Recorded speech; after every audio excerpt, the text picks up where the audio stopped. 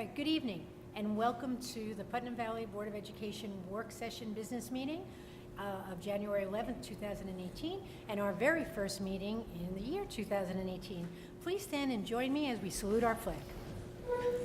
I pledge allegiance to the flag of the United States of America and to the republic for which it stands, one nation, under God, indivisible, with liberty and justice for all. And on behalf of the Board of Education, I wish everyone a happy, productive, and above all, healthy new year.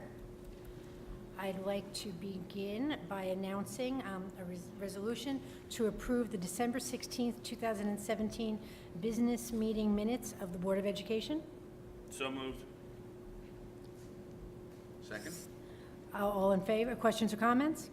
All in favor? Aye. And I'd also like to announce that the November 2017 Treasurer's Report is available in the business office. And now we'll move right into presentations. The first presentation is Dr. Luft on our report card. Steve.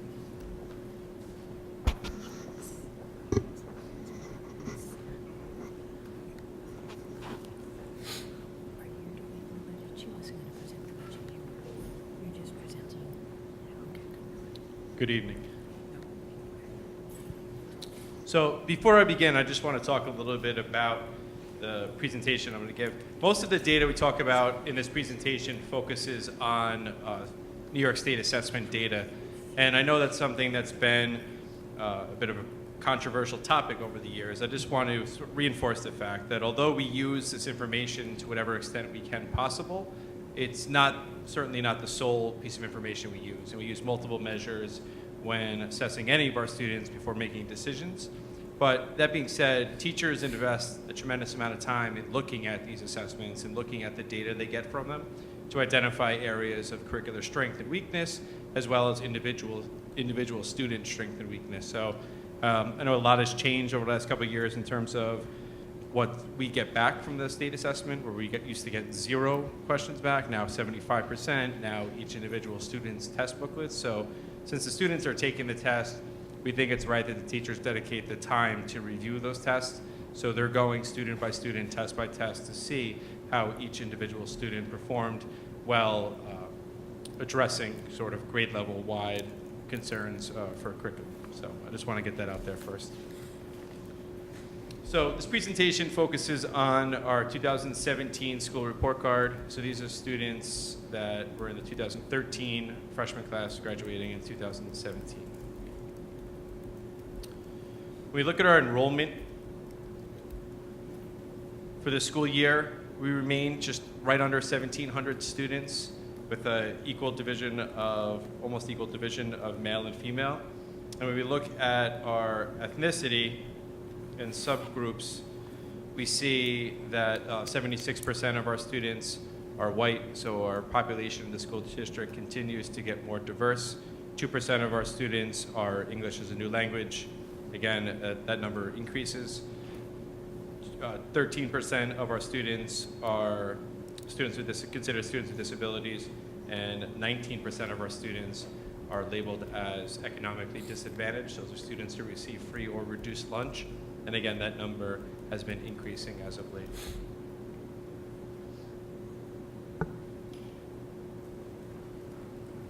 Looking at our elementary school,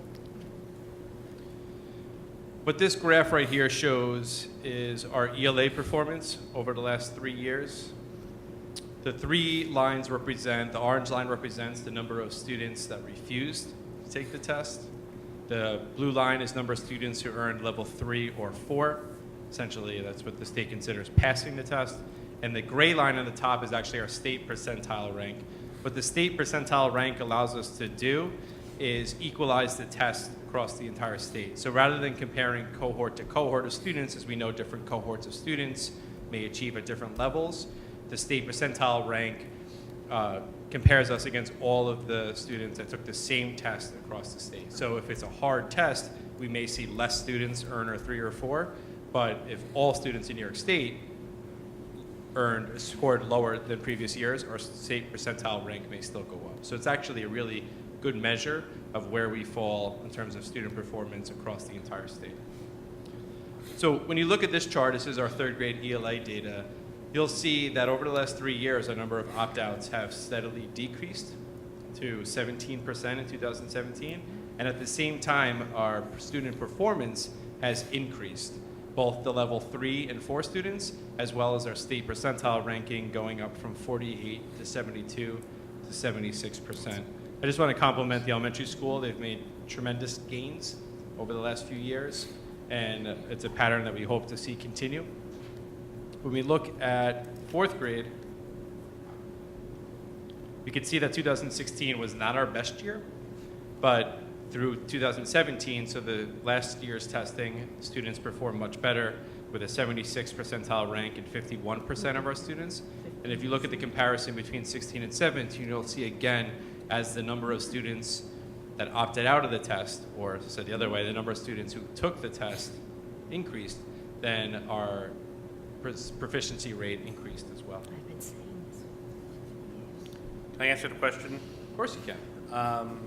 The percent rank that we're talking about, that's against the entire state. Is there an available metric for kind of our cohort that we try to compete ourselves with or put up get in the same pool with?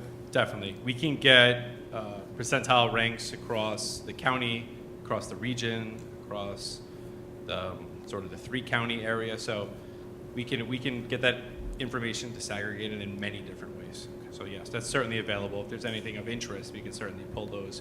We have access to all that information.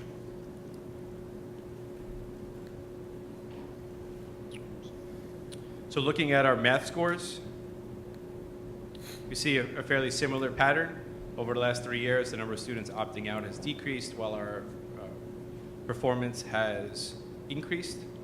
We see a little dip in 17, but our students still remain percentile rank of 81% in 2016 and 75% in 2017. In 4th grade math, the same pattern holds true. With opt-outs going down, performance goes up, and our state percentile rank is actually in the 76th percentile. Again, 2016 was not our best year. That's the 15-16 school year. Last year, 16-17, certainly much better.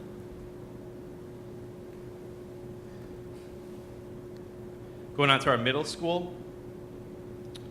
For ELA, 5th grade ELA, we have 47% is our percentile rank, and 30% of our students were proficient. In 6th grade, we had a really high percentile rank in 2016, 89%. The percentile rank decreased in 2017, but I just made a little note. This same cohort of students that was in the 57th percentile in 2017 was actually the 35th percentile in 2016. So in this case, if we track that cohort of students, they made significant gains. Even though the year before, the prior cohort was in the 89th percentile, this cohort still showed substantial growth from where they were the previous school year.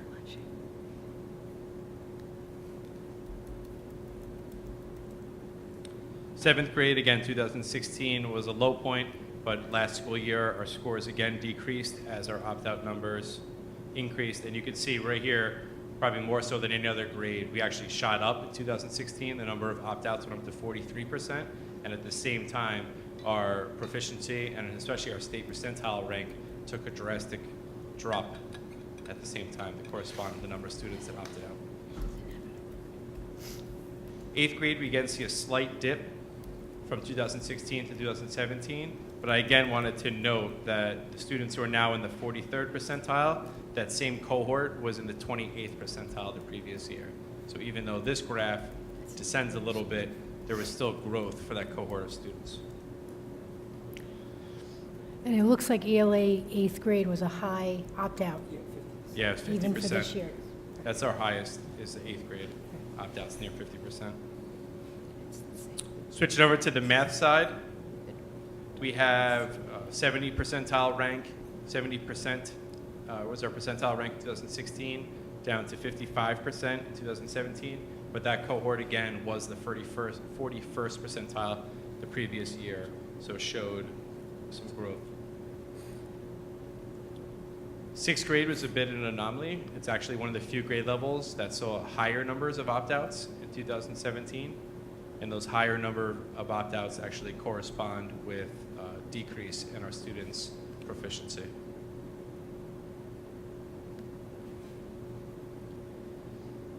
Eighth grade, we remained pretty similar, 63rd percentile compared to the 62nd percentile this year, and a slight increase in proficiency.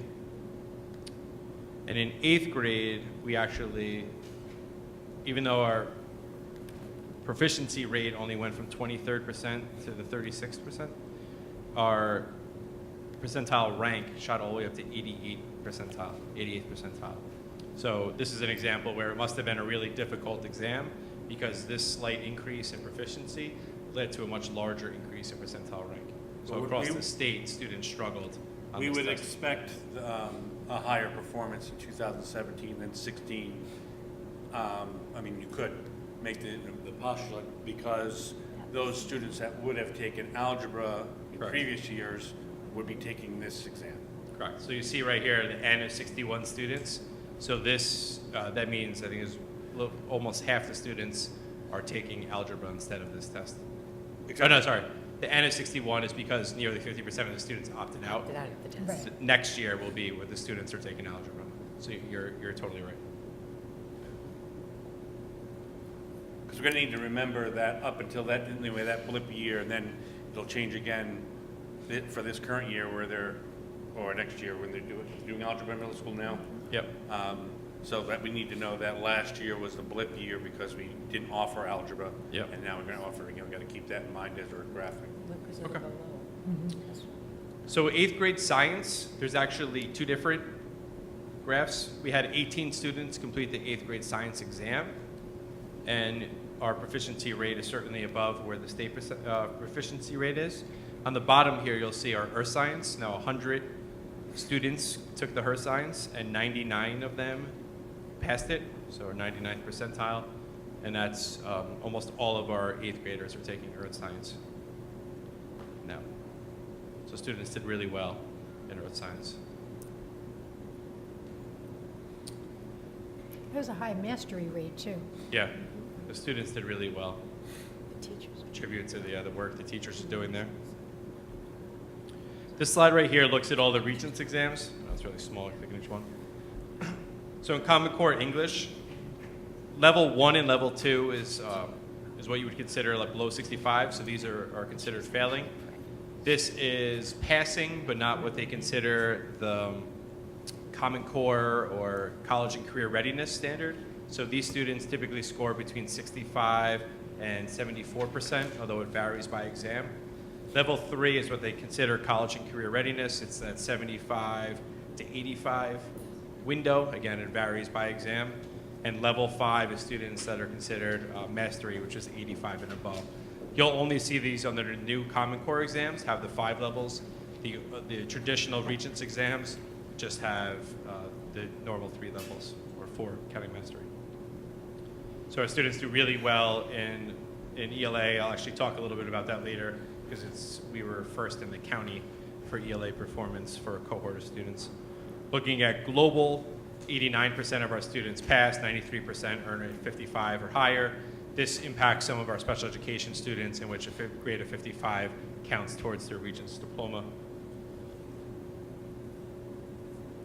In algebra, 93% of students passed, and again, this is a Common Core exam, so you'll see the 5 different levels.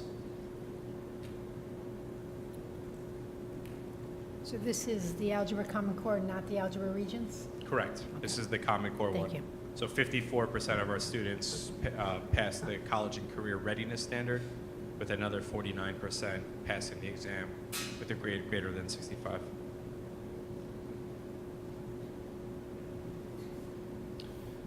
Now, earth science at the high school, remember this is taking away all the students who took it in middle school.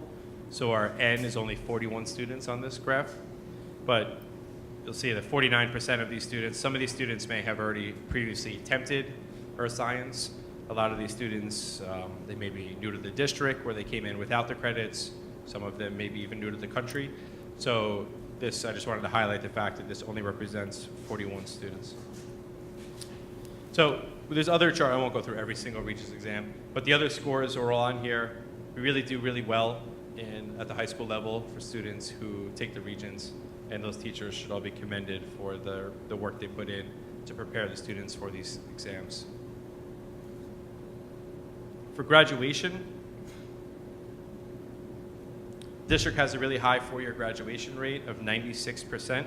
This is actually the district-wide graduation rate. If you look at the high school graduation rate by itself, not counting students we have placed outside of the school district, our graduation rate is actually 99% for this cohort of students.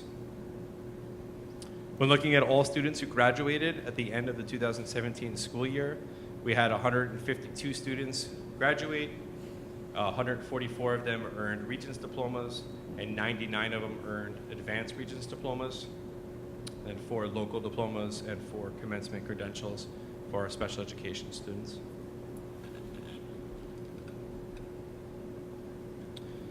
We just looked at a couple of trends that had surfaced. If we compare some of our enrollment and demographic information from the 2006 and 2007 school year, this focuses in specifically on the elementary school. You'll see that in 2006, 7, 10 years before the school report card data, we had 54 students that were receiving free and reduced lunch, which represented 8% of our students. And that number in 10 years jumped up to 78 students. So as our enrollment was going down, there's actually less students in the building. The number of students receiving free and reduced lunch has increased to 14%. Our E&L students were 9 students, representing 1% of our population at the elementary school. We're now up to 21 students, representing 4% of our population. And students diversity, which is really any non-white students, we had 136 students 10 years ago, which was 21%, and now we're up to 151 students, which represents 26%. I also looked at the graduation rate for over that same 10 years, and we went from 89% to 97% over that 10-year window. The last piece is analysis. The first looks at our accountability. So the state holds accountability measures for several different areas. This first one is for elementary school, ELA. What you'll notice is sort of a common theme. It's hard to see on the screen. It's really dark. It's actually red on my screen. No means we did not make AYP, so our annual yearly progress. But the reason why is because we did not test 95% of our students. So the opt-outs directly impact this. When you look at those students who actually completed the test, we met our performance index. So this is our score based upon who completed the exam, and it's saying that yes, we met our accountability measure for those students who took the test. That's elementary school ELA. Dr. Luft, is the 95%, is that a formula per district, or is that what they consider Statewide. statewide? Yes. So It's actually- 95% of every student of every district is Yeah, supposed to be. every district is held to that 95%. Yeah, that's what I was asking. And that, I believe, Okay, goes kind of back to the federal standard for the ESSA and the original. Right, there's No definitely, child yeah, line and so on. participation is definitely tied back to that. Mhm, okay. So looking at elementary and middle school math, again, we did not make AYP because of our participation rate, because we tested less than 95% of our students. But again, for those students who completed the exam, we met our performance index, which means they passed the standard for accountability. Science, we always do really well. Science, we met AYP. Science is not an exam we typically see students opt out of. So we met our percent tested, which is 80% for science, and we met our performance index for performance on that exam.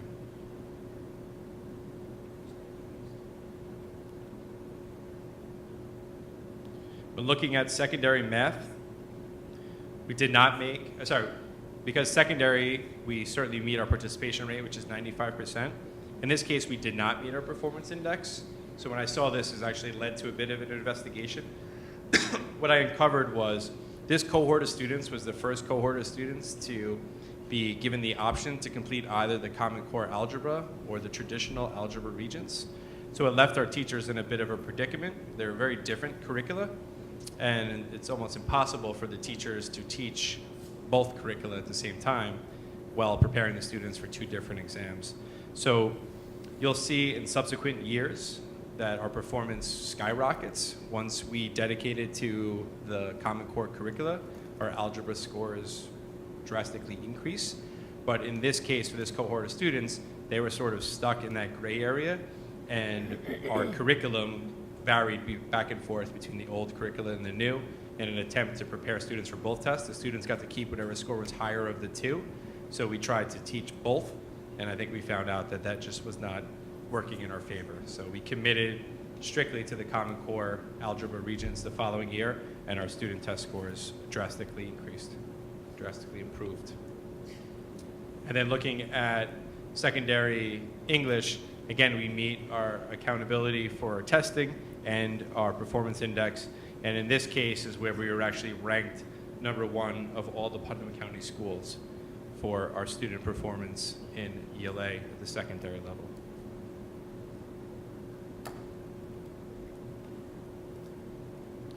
I just wanted to highlight a couple charts for special education. In this case, you'll see that we're comparing elementary ELA and our percentile rank for students with disabilities across all districts in New York State. And if you notice the 50 percentile right here, our special education students for elementary ELA outperform the state average significantly over the last 3 years. So I just wanted to highlight that piece, as well as the same chart looking at mastery. So if the 50th percentile is right here, this is where our elementary school students are in terms of ELA performance, the number of students that receive mastery over the last 3 school years. So I just wanted to highlight that piece. And that's it. Questions? That last part is a remarkable feat because weren't we, along with many, many other districts, sanctioned for not having special ed students performing well less than 4 or 5 years ago? Am I recalling that correctly? I didn't hear. Didn't we get, wasn't there some sanction at the middle school level particularly? It was almost statewide. Years ago?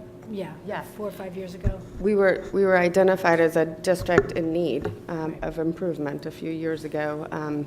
Clearly, times have changed.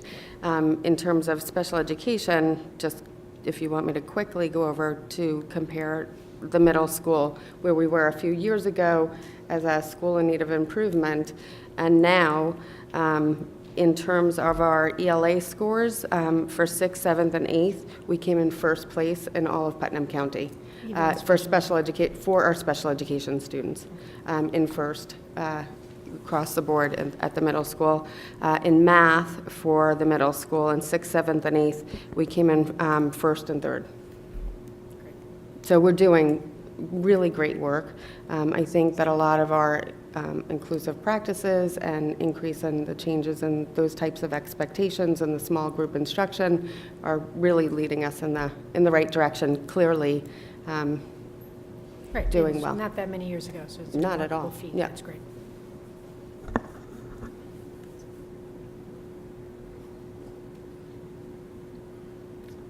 Any questions? Thank you all very much. Thank you.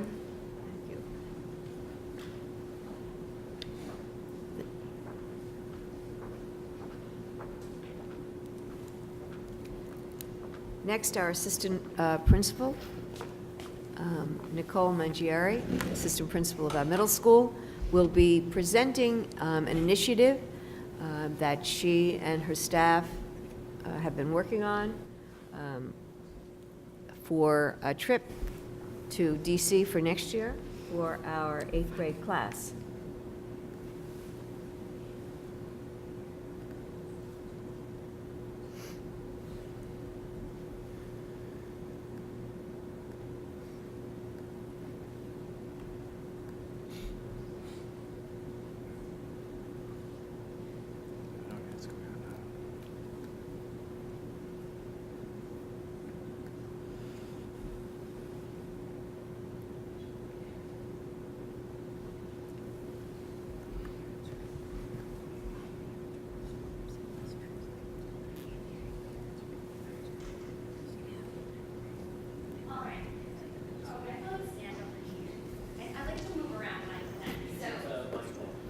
that's, Should I talk into it? Yes. otherwise the people on TV won't hear you. I got it. Okay. So I am very, very excited to be here tonight to present an initiative that we have come up with, which isn't such a new initiative for people here and in the audience. So after 9/11, a number of districts moved away from taking students on long overnight extended trips, especially to Washington, D.C. and the nation's capital, Putnam Valley being one of those school districts. So now, by the time the trip happens, we are 17, 18 years later, really, because 2019, we'd like to kind of bring this back. I don't know what documents you have, but I believe Maureen sent everyone 2 documents, one being the PDF of this presentation, and then another being the projected expenses. And I'm going to focus on the presentation and then get into some questions if anyone has any.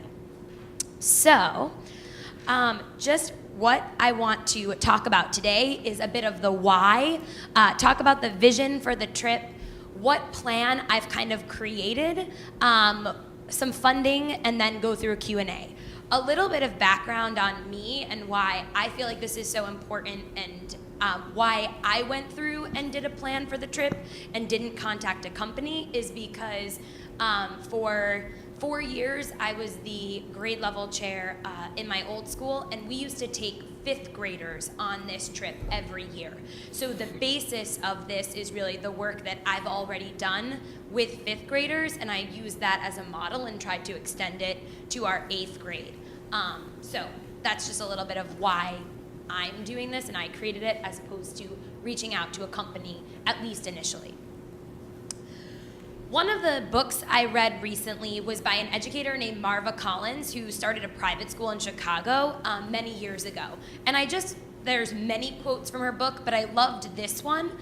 There's a lot of money to be made from miseducation, from the easy to read, easy to learn textbooks, workbooks, teacher manuals, educational games, and visual aids.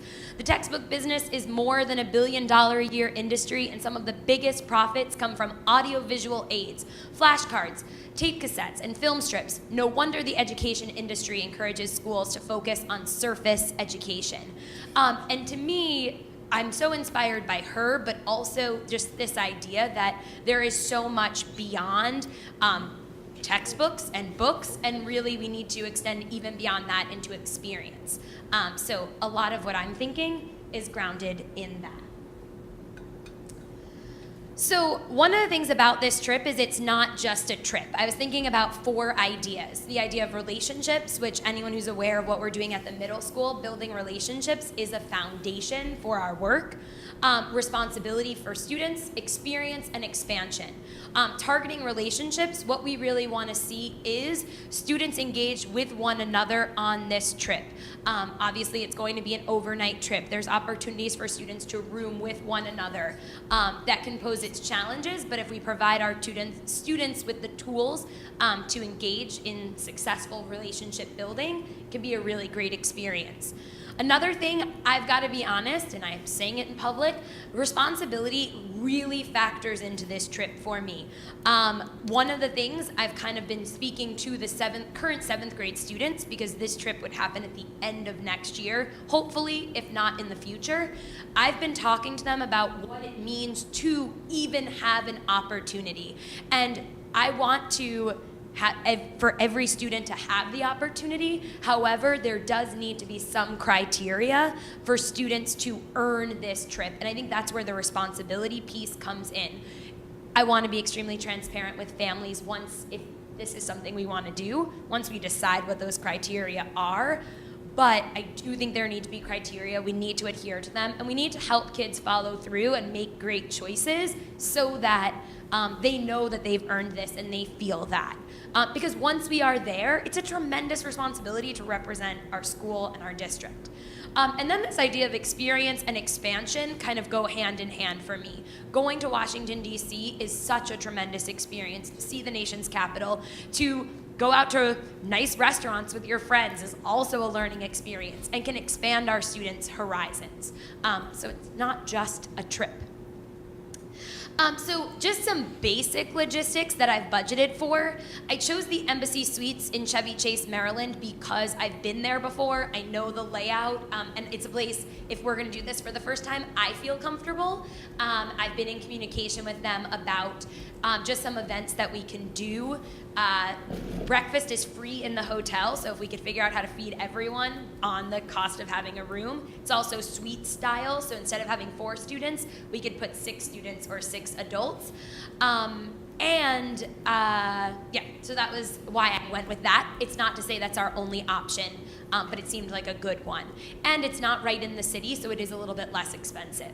The dates I chose as a tentative were Wednesday, May 22nd through Friday, May 24th, knowing that we were going to bring teachers, and that was right before a long weekend, so they would have the extra day off Memorial Day weekend to recover from a longer trip.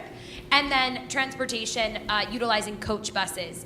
One of the things, when in my experience, we used to take the kids on the train everywhere, which if we ever want to take coach buses down and back, but utilize public transportation. The other reason why the Embassy Suites is great is it is right on top of a major transportation hub. So that's also something we can look to in the future, which also builds skills and experience for students riding public transportation. This is a tentative itinerary. Again, I took what we used to do and kind of shrunk it into a shorter time span. First day, travel to Washington, D.C., park at the Lincoln Memorial, have lunch there, and then do the monument walk. You can actually walk to all of the monuments. It is not exactly close, but again, experience getting our kids out there to see all of them, which are listed in some of the other documents. Then I put dinner at Carmine's. To be honest, Mayapack does that, and I love Carmine's, and if Mayapack can put 300 kids there, I assumed we could fit. So I put that there. It admittedly has been hard to get pricing because people can't price out over a year in advance. So. And then Wednesday, I came up with this idea for a museum rotation with the Holocaust Museum, the Museum of African American History and Culture, and then a Smithsonian Museum of Choice. So really that whole day would be focused around the National Mall with students going to these spaces, and we could get free guided tours in each of those locations. And then I liked this idea. I know some schools do a dance cruise. We are going for the first time. I am not ready to put kids on a boat as well. But when I was in 8th grade, we had a hotel dance party, and that seemed really cool, and that would be an option for us. And then Thursday, I have the days wrong, so it would be Wednesday, Thursday, Friday. I apologize for that. But then part of the reason why Arlington Cemetery would fall on the last day is you really need to take the bus out there, and then it's just further away. So Arlington Cemetery with the kind of trolley tour around, and then hopefully getting our students to a college tour. I was talking to Fran about what are our options. We've got Howard, we've got George Washington, Georgetown, so kind of looking into what could that be. And then this is just some approximate budgeting. Approximately, I think we're looking at $600 per pupil. Mayapack, I wrote $650 using a company. This was created before I had spoken to them. They're at about $650. What they do is they pay 2 teachers to plan and execute the trip. So they don't use a company that's done by teachers as well. Right now, the numbers that I have, it's come out to $400 per pupil. I think that's significantly under where we will be, but if we could run a tight ship, that'd be awesome. Just ideas for payment plans, that's something we would want available to families, and I'd need to talk to Jill about how we would set that up and what that would look like. And then we wanted to go to the Education Foundation and get some grants to support students. We do want everyone to be able to attend. We know that it might be a financial struggle for some people, and so we want to get some grants to help support families. And now this is my favorite little acronym. QCC is questions, comments, concerns. And I really I don't know how much time we have, but don't hold back. I want to poke holes in this plan. That's the idea. Yeah. So very excited, I can't even talk about it. First of all, I have been stopped in supermarkets for these 7 years, 8 years I've been on the board saying, why don't we go on an overnight trip. So I think this is going to be met with, for the most part, some happiness on the part of our community. Not speaking for everybody out there. Except for the current 8th grade parents. Always, always, for the current 8th grade parents. My background is I've worked in a day camp for 12 years. I've gone to Washington with 7th, 8th, and 9th graders 8 times over the past 12 years, over 3 to 4 days. So your trip is very in keeping with how to keep them busy. The key is busy without too much downtime, in between. So I thought that, and you'll be tweaking, I'm sure, the order of things, but I think it sounds like a great idea. The one question I have is the travel home on Memorial Day weekend, leaving Arlington, Virginia, is going to be somewhat disastrous. I think- did not think about that. But it may work out. We haven't done our calendar for next year, but it could be that Friday may not be a school day in looking at our calendar, which would mean you would want to do Tuesday, the Wednesday, Tuesday, Wednesday, Thursday. Thursday if you want to Thursday will keep. still be Friday-ish, And- but it's better. But it's better because not everyone would have that. The weekend is really the Friday, so it may help with that particular issue. Thank you. I hadn't thought about that. We used to do the trip following Memorial Day weekend, so you'd have the 3 days off, but I think that's a great point. So we should definitely look at the calendar. And maybe we would even, if it's only going to be one day, do Monday, Tuesday, Wednesday, and have them back at school on For the Thursday. Thursday, right. Thank you. And then the other thing, when you're thinking restaurants, one of 2 or 3 of the years, we actually went to a southern cafeteria, and our kids were fascinated by Can you just send the me the cafe. It's name very of them? I'm old. It's been a I'll long Google time. it. I'll find it. But there are a lot. That's a big way. Washington to me almost starts the South in some ways, and it's really a very different way of eating, and the kids loved it. I like that idea because one of the things I've been looking at are the food halls. So I will look at that and see, instead of doing, because we could then, instead of pricing it out, actually give students like $20 for the night and like you go choose. So Union Station is a great eating place as well, because everything known to mankind is in there. It'd be great if the meal also wasn't just them eating, there was some other component added to that, Right. historical in nature, I like Not it. that Carmine's is, I have no problem with Carmine's myself. You had me at Carmine's, but, Some component, yes. I love it. 8th graders do get me nervous. I like 5th graders better on trips. So, supervision, those are the things as we get closer. I think you have to really sell more to the parents than to us on the board. But where are the rooms versus, That's something we've talked a lot about. Girls, One of the et things cetera. is security. That came up. What would that look like? I admit I'm hesitant to hire our own security company because once you do start with a company directly working with you, it could take something to another level. The hotel, we could always ask the hotel to have additional security on site. We talked about having, within the budget, we've budgeted for 2 adults to be awake all night. So 2 teachers would sleep all day and be awake all night in the hotel. And then location of rooms, like I said, we could do separate floors. And then we get into the cell phone policy, which anyone out there knows my plan, because took all the 7th graders on the trip and nobody brought their cell phones. So it's something I've been thinking about, especially no cell phones at night. And for the record, I read Mayapac's packet. They do not allow students to bring cell phones. So we would be on par with other districts in the community when we kind of communicate that expectation, if that's what we decide.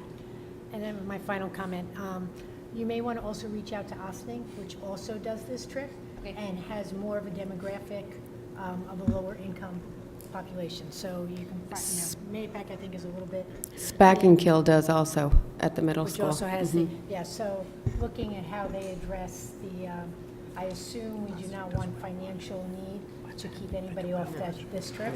And in fact, these are the students that probably need to go the most for exposure, so. I can micromanage you all day and I won't, but, No, Love it. I Love it. asked for it. It's the only way we're going to make this great. And then this. the question will be, will there be the idea of personal fundraising which some schools do, so they raise their own funds, or if the Educational Foundation gets really involved in raising funds specifically for that, or have one project specifically. Yeah, like For that. personal fundraising versus team fundraising, and that's come up as a question. Absolutely. And then one of the things is the district has to be aggressive when someone says they're not going, to make sure it's not a financial That's right. Right. thing, because the parent might not want to come forth. And it's- Absolutely. We would have our And we have counselors things, involved. you know, like free and reduced lunches as a hint. There's And- a whole bunch of tools you can use.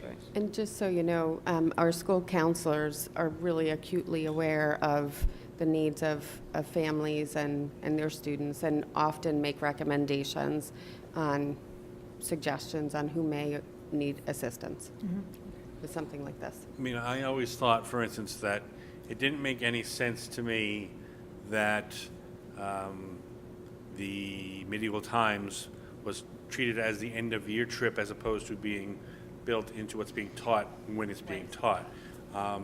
I know the kids look forward to that, especially since they learn that it's happening as they move up. But I think finding the educational component since that's so easily to find some sort of educational component, it should be not treated as the summer outing, but treated as an educational trip, and try to get each grade to get something.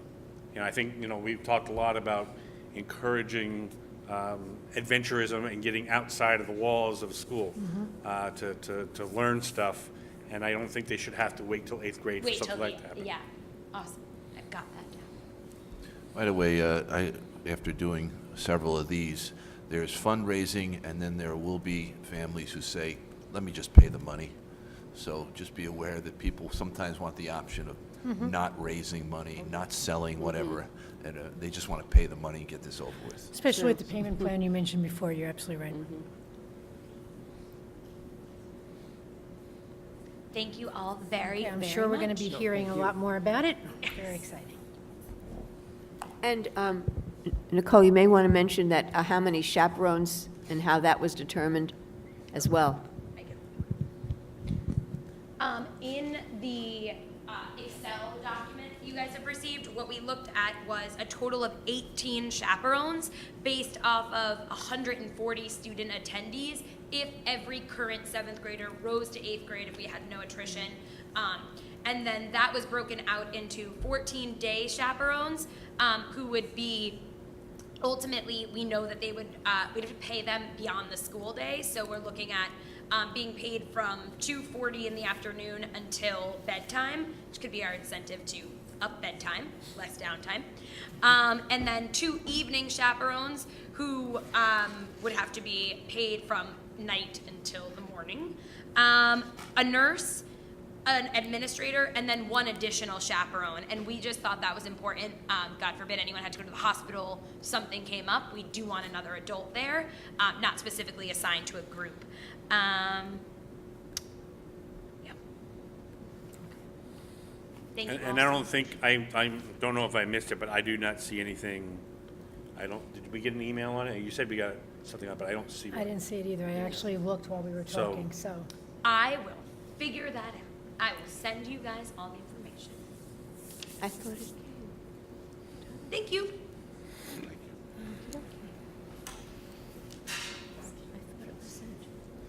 I didn't see it. I actually went into. Yeah, I was looking, I didn't see it. I went in to see. Yeah. Okay, next. Okay, next. Yes. Mhm. Well, that's decidedly less fun. Right. We always go into budget conversations after we talk about something very fun. That's okay. Budgets are fun. What was that you just said? I said budgets are fun. If you say it long enough, it could be true.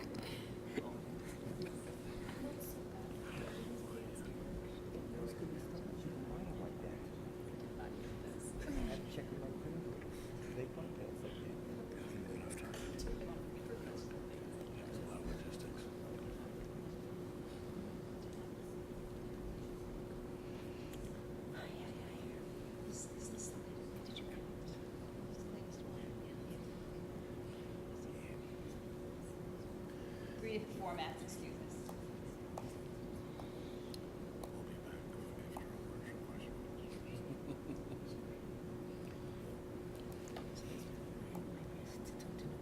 No water bottles, and there's so many things that you supply your own water bottles, nobody brings anything clear or liquid.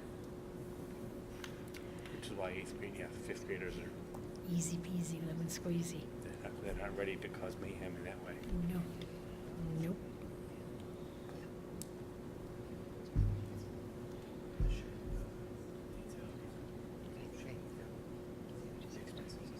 Okay.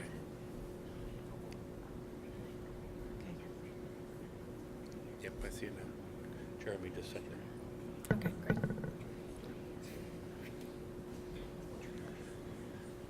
So, looking at the first slide in this budget, initial budget presentation, which really is an overview of the principles behind the budget, I have two, really, they're sort of hangings that you see when you go into the elementary school.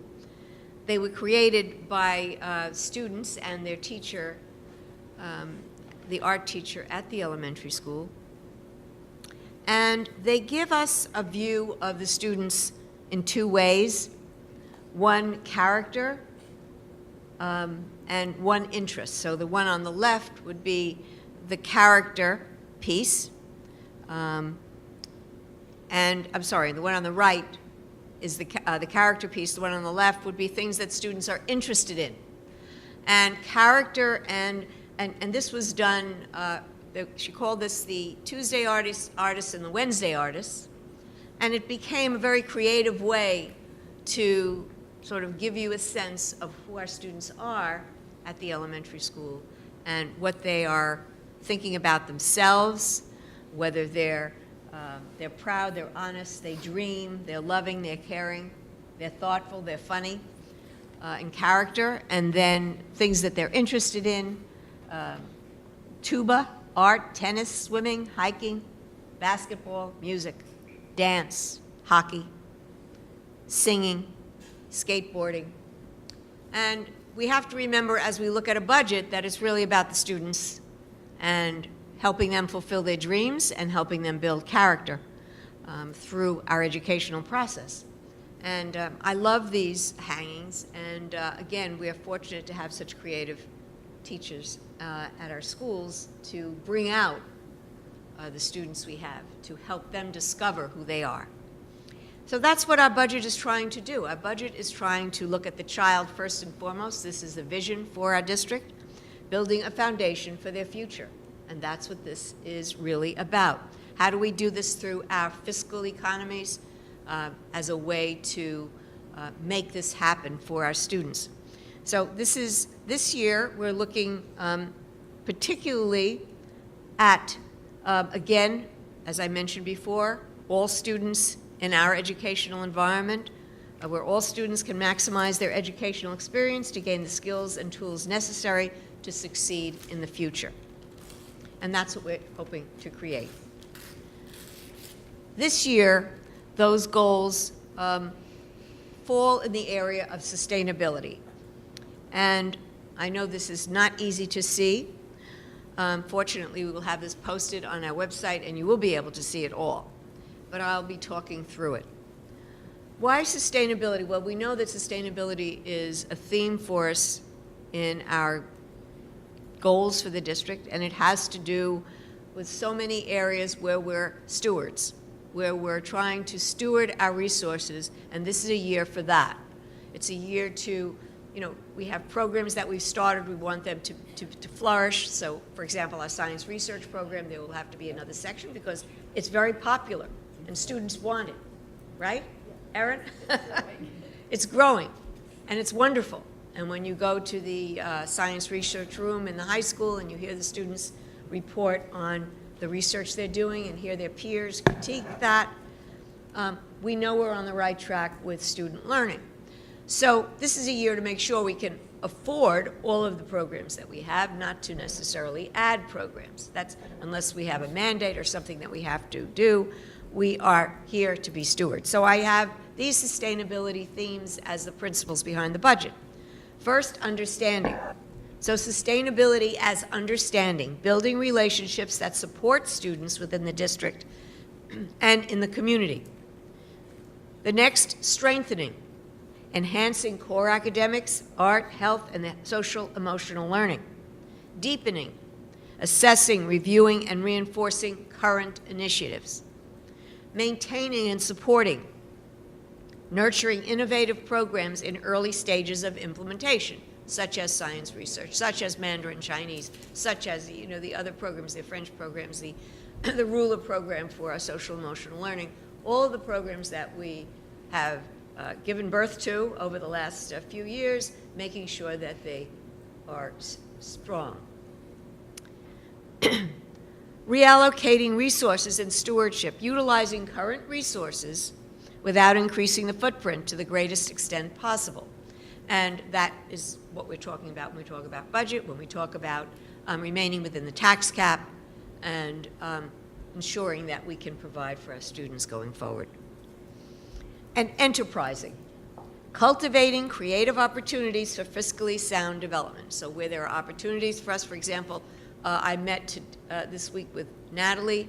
Natalie and I talked to BOCES about how we possibly could utilize our TREC program at the high school with BOCES, sharing that, and again, building opportunities for us to build a program, to have revenues to do that, have that program, and to share that, and to get the assistance that BOCES can provide. So these are the kinds of things we're thinking about in this budget year. When we look at a budget, we look at the external environment and the internal environment. When we look at our external environment, there are factors that will impact our budget decision-making. Many of these are not knowable at this time. Uncertainty is a problem. You start your budget in January, you vote, the public votes in May, and between that time, you do your best estimates until you get some information that's real from the state education department. So we know that our pension contribution will go up 1.2%. We know that state aid, we don't have the state aid at this point, and there's a real concern about what state aid will look like this year based on another issue that I'll talk about in a moment. Health insurance costs will be up 4%. We know that. And I think that we're pretty lucky with 4% because health insurance is wildly swinging all over, given the uncertainty in that area. The tax cap calculation is unknown, so we don't know what the cap will be, somewhere with a maximum, of course, of 2%, but we usually have something in the range of 1% or even below for our tax cap. The demographic changes in the community, we're still not sure what our kindergarten will look like. It could be as low as 80 students. It could be higher than that. We don't know because, again, we use a cohort method using a 5-year, the birth cohort. And we won't know that for a couple of months, actually, what that figure will be, even later possibly. But it could mean a drop in a section in kindergarten. We don't know that. And one piece of uncertainty that I think is very clear to us as a concern, though there's not much we can do about it, and that's the SALT matter, the state and local taxes, which can no longer be deducted above $10,000. So that's a piece of uncertainty that may affect at least how people think about budgets. And so we have to keep it in mind. The internal environment, we have our students, our staff, and their supports. So we have fixed costs such as the contractual salaries and benefits. We have student enrollment and demographics. We have the needs of students, academic, health, physical, social, and emotional. We have facilities. We need to maximize our use, to maintain them, and to evaluate. So what we're working on, for example, with facilities, we have a facilities committee working, and we are looking at fiscal going forward to 21 and the possibility of, to 2021, we're looking at the possibility of a referendum sometime in the winter.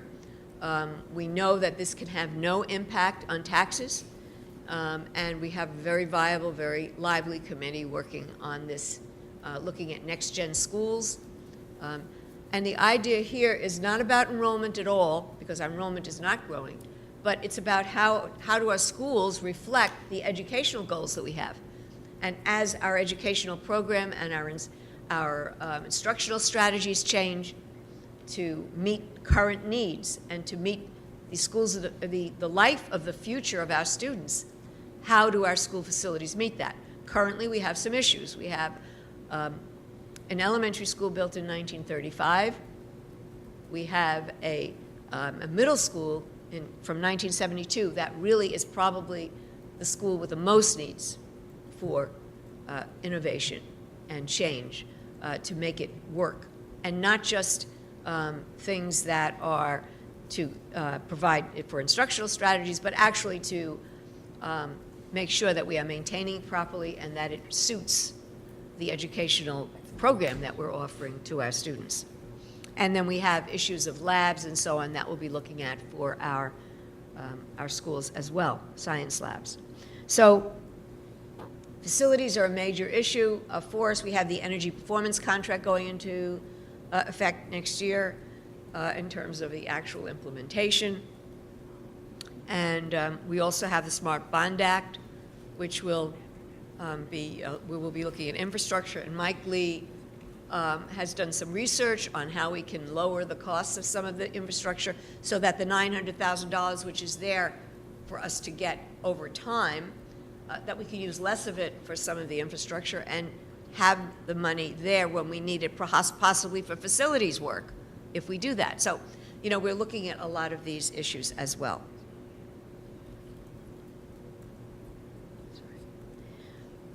Where the community is where our internal and external environments meet. So, you know, when you go to the senior center and you bring your chorus there, that's a place you bring a chorus to sing for the Christmas holiday. That's where you have that sense where we have a community. Our public library, which we feel has now a wonderful structure, and we have library media people at the public library who are really eager to work with us. We see that as a resource for us, and we have some plans on how we can utilize the public library differently in the community. Those are places where we meet, and they're very, very important for us. Those are our constituencies. And we also are looking at the sustainability group that we have, our teachers and our students, working with the Natural Resources Group from the town that is doing a census or an inventory of all our natural resources. That we could have our students collect the data and so on. So there are a lot of exciting ways that we meet in the community, and we need to maintain that, keep that going. Similar to our community service program that we have in the district, our Make a Difference Club, all of these ways that we connect. These are very important relationships for us to build, and we need to continue doing that. Factors that will impact budget decision-making in terms of the internal environment. Well, we have to monitor enrollment for the assignment of staff and sections. Who will we need in our staff? How will we assign that staff? Those are factors that are in the decision-making process for the budget. Fixed costs, as I mentioned before. We have the overall change in enrollment from elementary moving to middle and high school predicted for the next 5 years. In some cases, 6 sections to 5 sections. In core subjects, maintaining the appropriate class size. Those are the kinds of decisions that are made that impact the budget. The later start at the high school. We are about to disseminate the bus schedules. And we find that we will have an additional hour, really, for most students versus just 40 minutes because of the bus schedules the buses will be coming later. And so it will be a great benefit in that regard. But we do have to lease 4 additional buses and a van to make that happen. And that's about $305,000, which we've started to build the budget for that. last year because we didn't know whether we were going to start in January, so the addition this year won't be as high. We have the implementation, as I mentioned, of the energy performance contract, and there's some funding attached to that. And we have to sustain our current programming and initiatives. Those are the internal decision-making factors. Ongoing initiatives that we want to maintain, as I talked about stewardship for our programs, the Yale Ruler Program, the range of services for students with special needs, the innovative designs in education, the sustainability curriculum, the Mandarin Chinese class will go to 2 sections, 7th and 8th grade. The facilities planning for the Next Gen School, the implementation of the New York State Smart Bond technology projects. This is just a photograph that I took. When we're looking at Next Gen Schools, this is a class, the humanities class at the high school, doing the trial of Robert E. Lee in the humanities class, using the conference room in the library at the high school, it was fine, but it was not what we could do much better than that if we had some flexible learning spaces where we could really set up a small performance area to do this kind of work. And so, again, this is the kind of innovative instruction, the kind of thing that we see as next-gen learning that we'd like to have spaces for that are more conducive to that kind of performance. These are the continuing high school initiatives, the later start, as I mentioned, the International Baccalaureate, the IB, that we've started. We want to continue the training and preparation for the authorization. The block schedule, which we have, we're maximizing the power of 80-minute block, and we are sustaining that program. As you know, as the board is aware, we are sustaining the block schedule, moving forward with that. The response to intervention and our achievement center and the options for student support. So we want to maintain that support that we're giving our students through the achievement center. The STEM program, we want to increase program offerings there. Science research, there will be an additional section. We do not believe that we will need additional teachers, but we need an additional section of that class. The inclusive educational program, we talked about the TREC program, co-teaching and consultant teaching, and the range of services that we offer. These are continuing initiatives. At the middle school, we talked about the Mandarin Chinese. We talked about adding that additional grade, so we'll have 2 classes.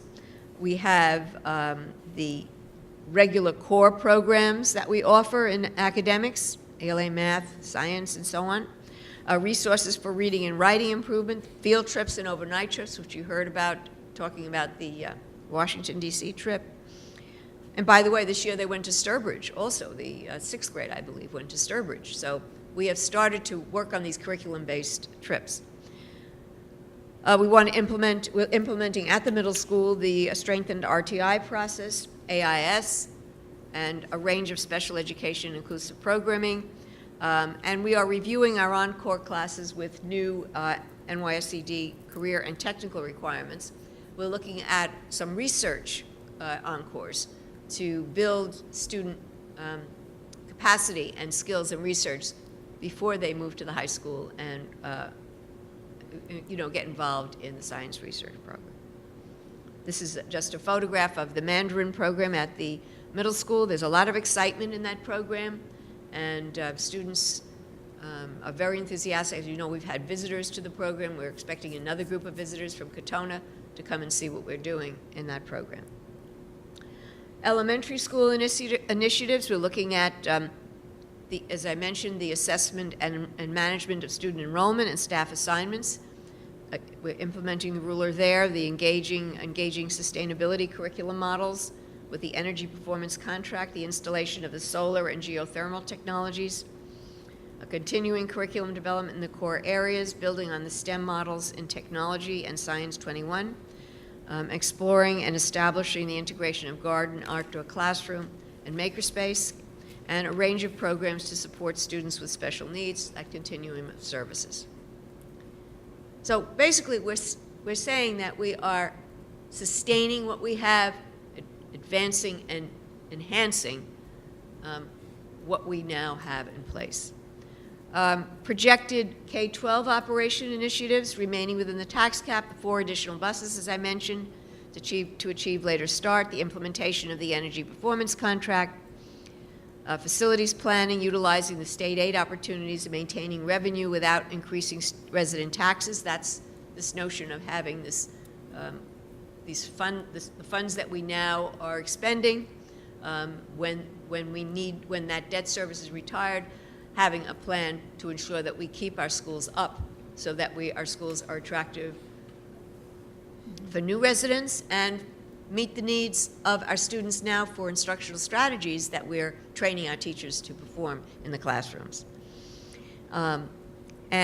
Transition planning and succession in operations leadership. We will have a new facilities director, as we've discussed, and there will be a transition process in that regard. In athletics and physical education and health, we're looking at encouraging participation in our programs, continuing to monitor academic eligibility, expanding relationships with community groups, continuing the expansion of the student athlete education in collaboration with the building principals, ongoing collaboration with building wellness representatives. There's a good health advisory program group working, and continuing to support all of the staff and collaborate with the facilities director and the grounds crew to maintain district facilities and avoid larger repair purchases whenever possible. When we talk about facilities, I just wanted to include this photograph that I used in a presentation we did for the Facilities Planning Committee, demonstrating the fact that what was once a way of teaching in a in the rows and with a teacher in the front is no longer the way that we expect our teachers to teach. We expect to have group work. We want to have mobile units, whether it's chairs, tables, able to move around, to group, to learn together, to collaborate. And there's a picture of the hallway with the lockers and how that's changed into a place where students can actually work on counters, or the way we have the kiosk now. For example, what we did here at the high school, the kiosk on the ground floor, where we have the counters where students work, the lounge that we have, it's a study place, but it's a workplace, it's an eating place. This is the way human beings today operate. And we're no longer in that factory model, and we have to find ways to adapt our buildings. That's what we're talking about, really, adapting our buildings to this new type of learning.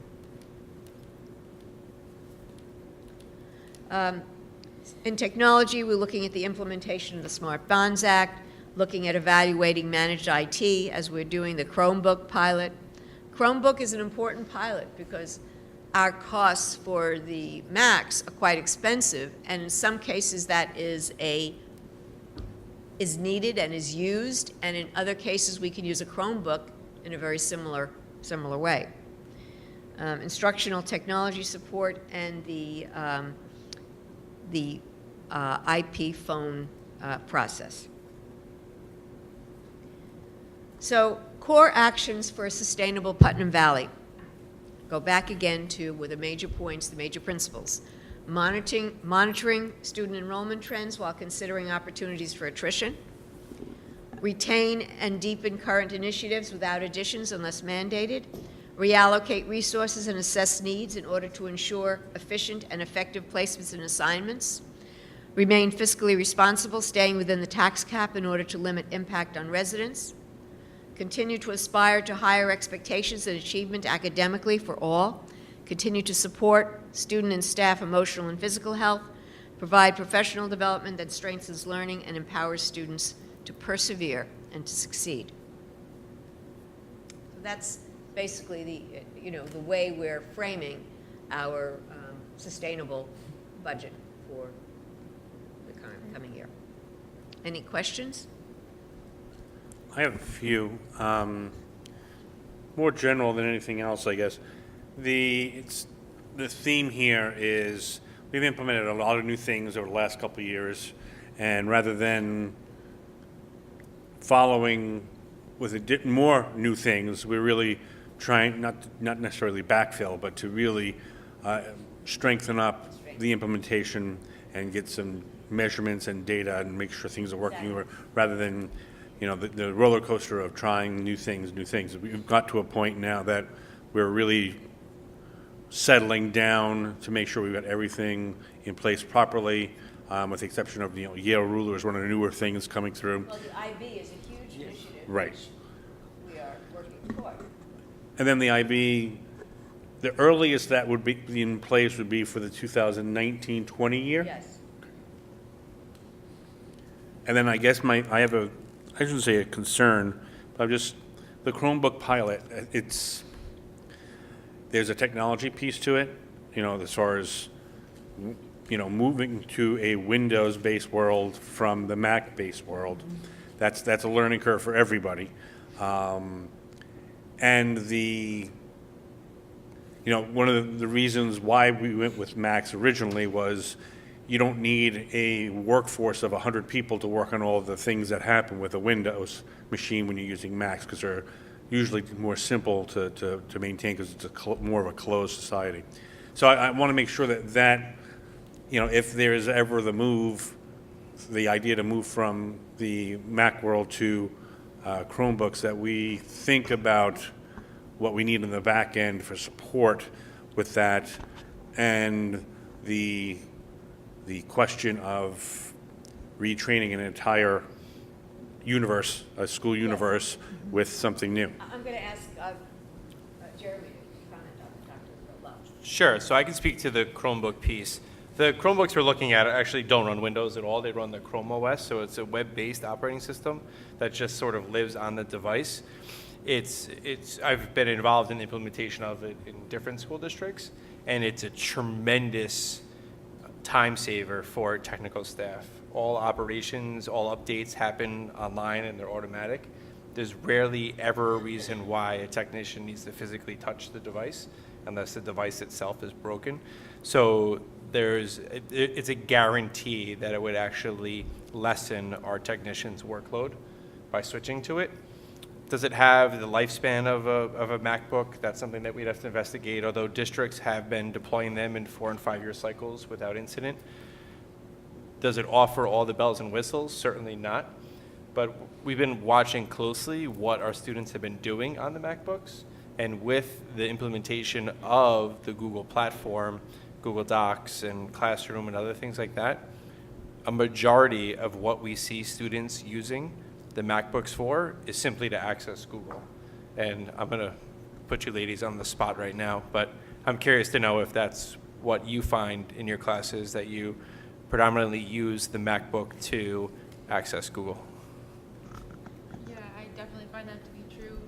A lot of our teachers have been encouraging us to use like Google Docs and Google Slides. So things like Word and PowerPoint are definitely used for some classes, but we're mainly using Google Run programs that just makes communicating between students easier and commenting on each other's work. So I would say that that's definitely the case in many of my classes. Yeah, and I know in actually all of my classes, all I use is Google for like Google Docs and Google Slides and Google Sheets. Even in theater, that's all we use. Thank you. So I know in the short term, we're really, right now, all 5th graders have Chromebooks. We're exploring the possibility of moving those up to 6th grade, so 5th and 6th graders next year. So we're not looking at making wholesale changes. We're not looking at taking the MacBooks away from teachers where they may utilize more of those high-end apps. We would certainly never look to remove them from classes that take advantage of the software, maybe in terms of the visual arts, music, stuff of that nature, where we really utilize technology, a lot of those apps. The question is our money best spent replacing MacBooks if we're only using them to access web-based Google applications? In which case, in some cases, we have to find an alternative for something like iMovie. We could use WeVideo, which is getting more and more advanced as more and more users go to it. So something that we're exploring, and I think it's been pretty successful so far in 5th grade, and we'll see where it goes from there. Thank you. Just one very quick question about the fifth grade pilot. Is the Chromebook still a one-to-one initiative? Students are still bringing them home, or Well, previously, fifth grade had the MacBooks in carts. in carts, right? That's So what I thought. now with the Chromebooks, they have a Chromebook assigned to them. Okay, So every that's student has their own what I Chromebook. Fifth grade's not bringing them home yet, although I know the middle school is exploring that possibility because it's the first time that we're actually handing a Chromebook to a student and it belongs to them. And the same would be true for those students would keep their devices to sixth grade, Right. and then we would look to purchase new in fifth grade. Okay. Thank you. Okay, and Dr. Lutz, in terms of the ongoing budget process, this was really what drives the budget. There were no mention of numbers. No. That will we still be following a similar format in terms of you giving an overview with Ms. Figueroa, and then each principal, each? Yes. And we're not going to have all the principals clustered together. That was Right. too much in one night. So they've been scheduled out, and there's a schedule, I believe, on the website of the budget, process in terms of when these presentations will be given.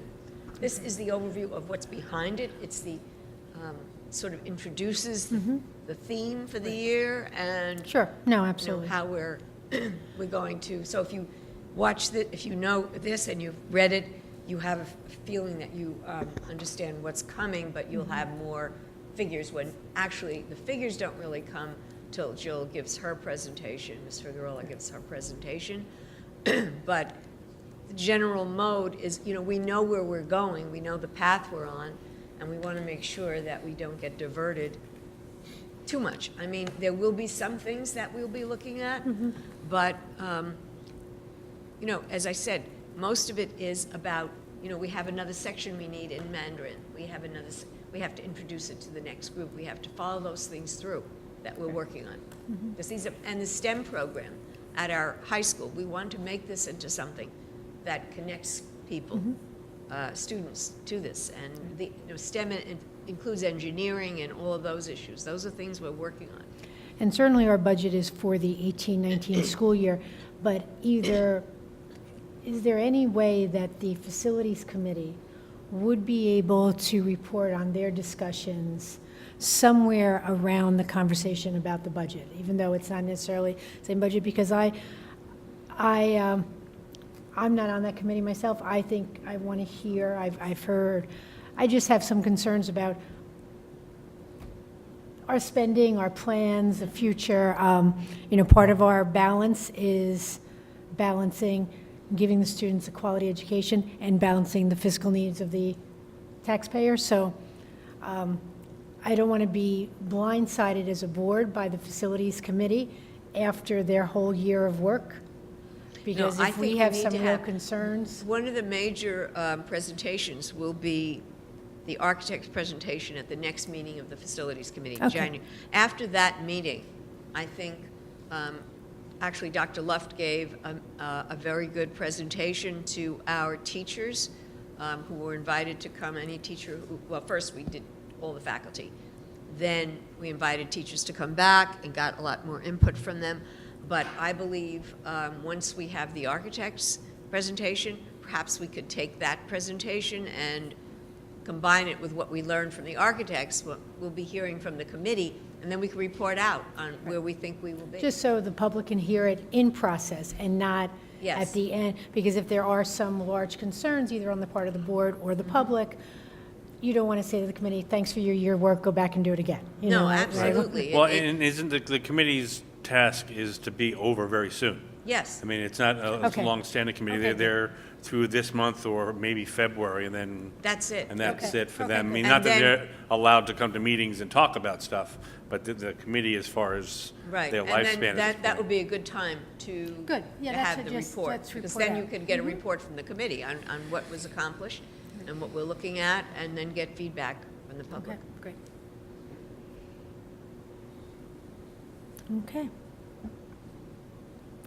So that moves us to our reports of the evening, and we'd like to start with the student representative report. So we'd like to start by giving sincere congratulations to Liana Diodati, who will be representing PVHS at Carnegie Hall as a member of the high school honors performance choir in New York City on February 4th. Before break, Putnam Valley High School hosted its Welcome Back Class of 2017 Alumni Breakfast.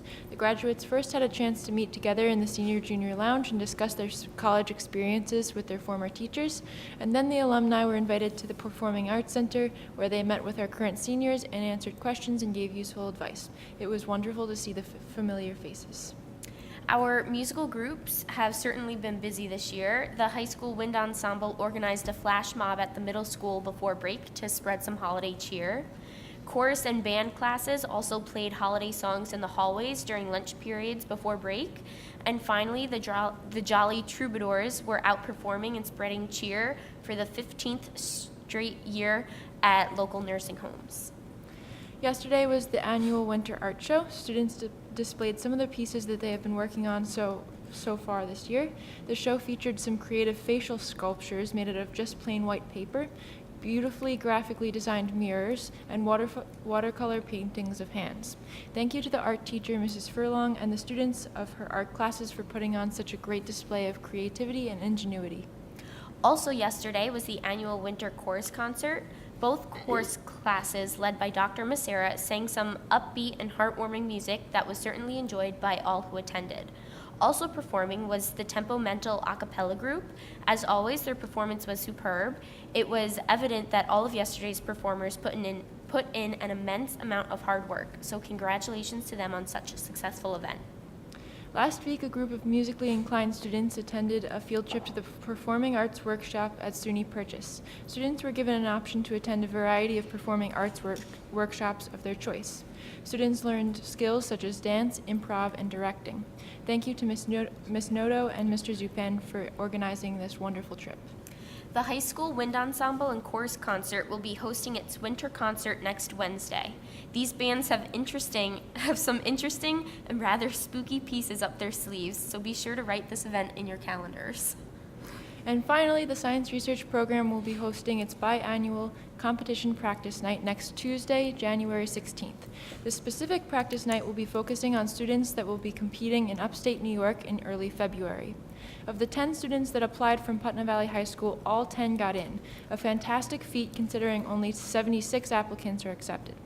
Putnam Valley High School has one of the highest number of competitors this year, so come view the competitors' fantastic presentations this upcoming Tuesday at 6:30 at the high school. Thank you. Wonderful, That's great. wonderful news. I It'll think be in just various rooms on the second floor. the practice Yeah. presentations? They'll meet in the Okay. library first. And what is the date on that? That's This Tuesday. coming Tuesday at 6:30.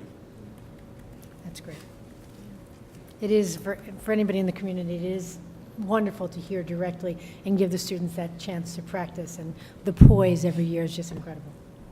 And as an adult, don't feel bad that you don't understand what they're talking about. I know. Because they're talking way over our heads. And I, who work with many of them, am always embarrassed that I don't understand what they're talking about. Okay. Perfect. All right, do we have any PTA, PTSA representatives? In the third row in the back. Okay. You can save it for next time. And superintendent's report. Yes, and again, The girls when do we all the see, we have wonderful representatives this year. Thank you, Erin and Sarah. That's really terrific, terrific report. Just as I mentioned in the budget review, the science research program has been so successful, and we want to make sure that we keep moving that opportunity along.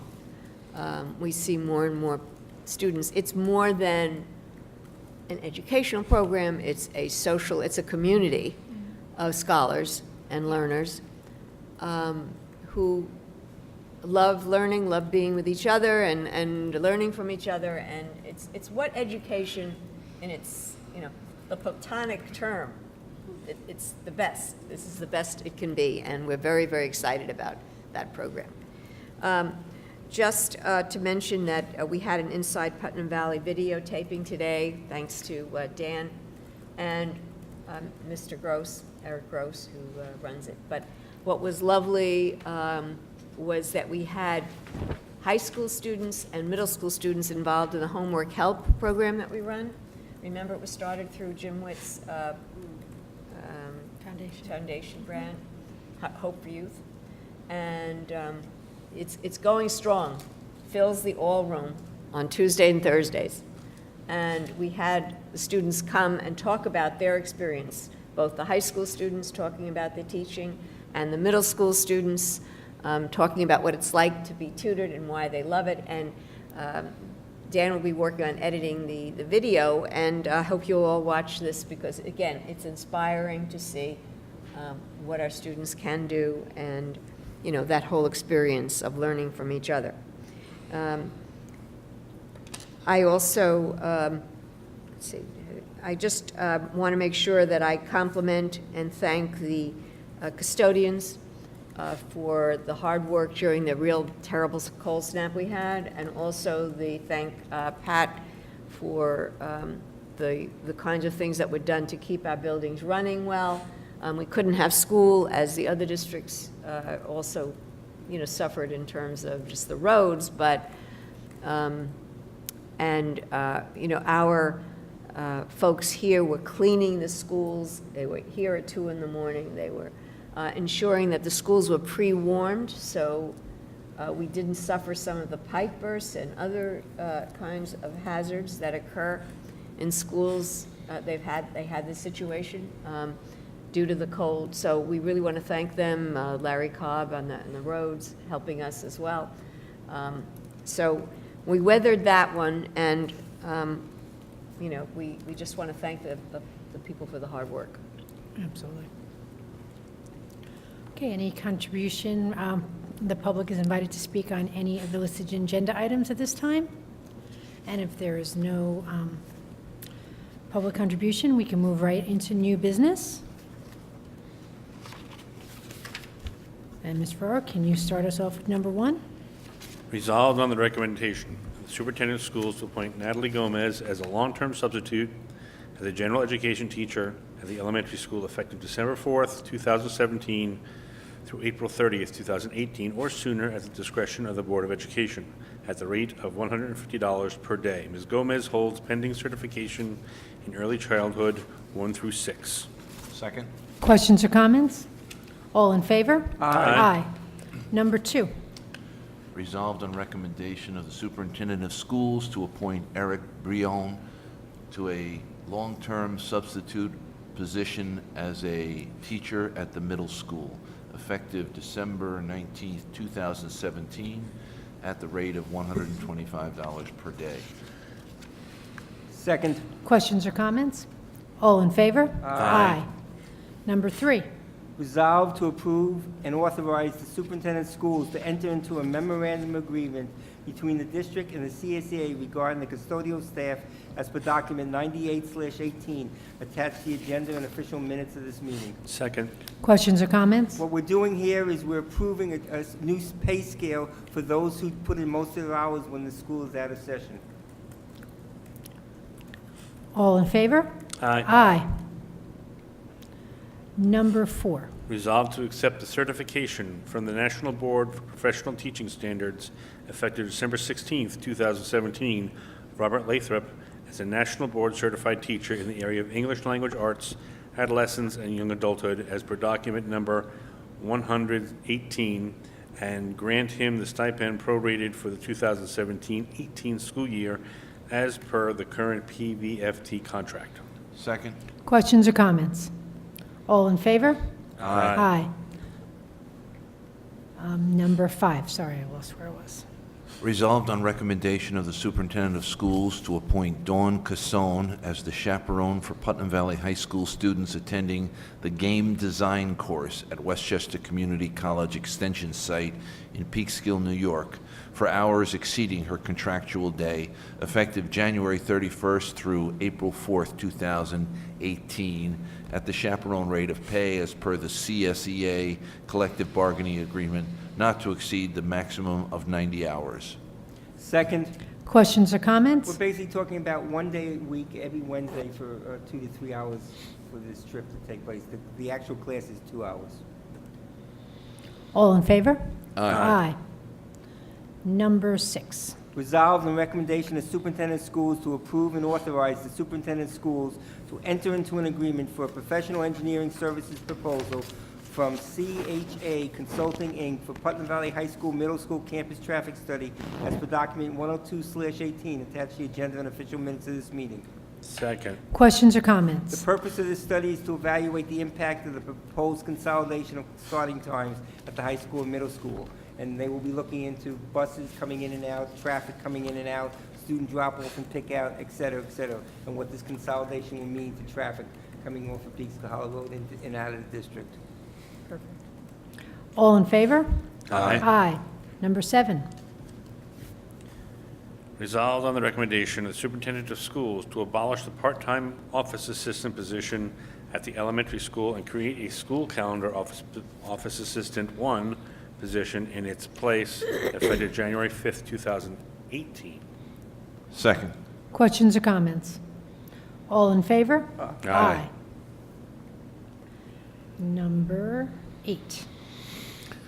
Resolved on recommendation of the superintendent of schools to appoint Mary Ann McGee to a .2 AIS Math Lab instructor position effective January 8th, 2018, which is in addition to her full-time teaching assignment, with a salary as per the PVFT contract, prorated.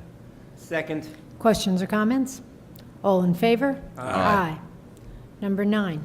Resolved on recommendation of superintendent of schools to appoint Kendall Morose Coleman as an after-school monitor at the middle school to oversee students with disabilities doing after-school clubs effective December 12, 2017 through June 30th, 2018, as per her contractual rate of pay. Second. Questions or comments? All in favor? Aye. Moving on to the consent agenda.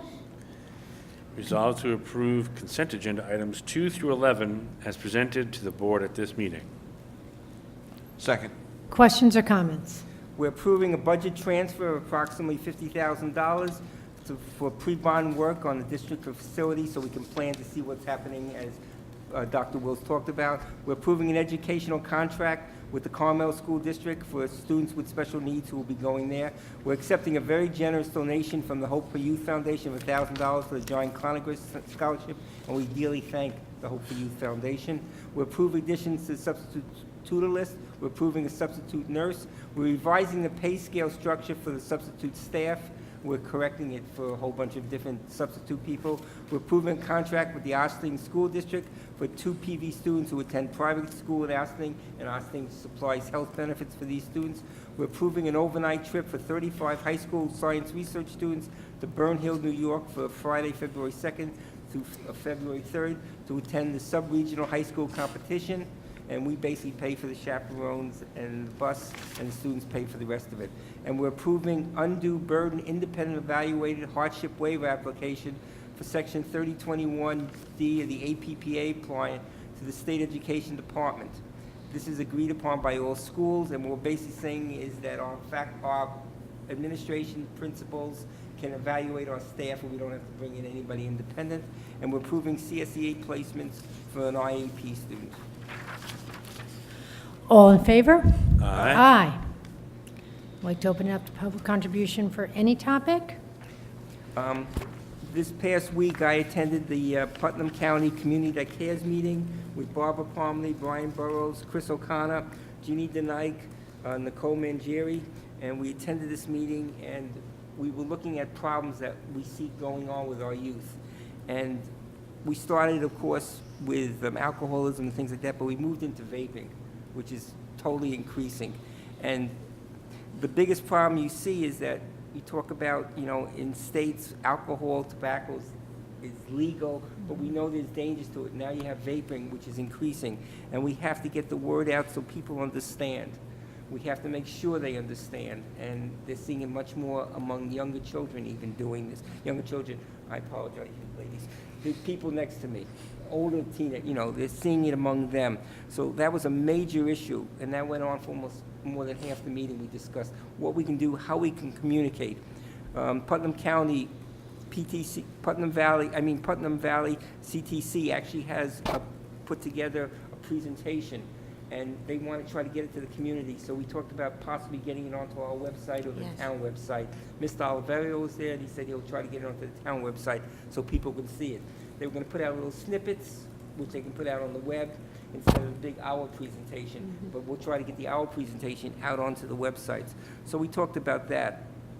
We talked about impaired driving under marijuana, you know, and the craziness of that happening, and how we have to, again, communicate. And you know, again, as I was saying, you know, we talk about alcohol being legal, we talk about smoking being legal, and now you all of a sudden, in 7 states, we now have marijuana being legal. And we know the problems of this, but we have to communicate and make sure everybody knows the problem, and all the risks and benefits. And we have to talk about the mental health of what this is doing to our young people. And this is what this meeting went on. And again, a lot of it we don't know, but we still have to find out and communicate. And the biggest thing was communicating. And that was the biggest part. We talked about how can we get this information to our people. Should they come to a board meeting, make a presentation? Should they use the sites? And how can we get the community to know? And our next meeting, I think, is in March, beginning of March, second week in March. And that's how we basically went through the whole meeting, talking about this problem and getting the information out and what is going on and what people are finding. And what's scary is tobacco use is going down, but now we're seeing vapor use going up quite a bit. And like you said, among younger ages as Oh, well. yeah. So that was the meeting, and it was very positive in the sense that we knew what we have to do, it's just how we can actually get this done.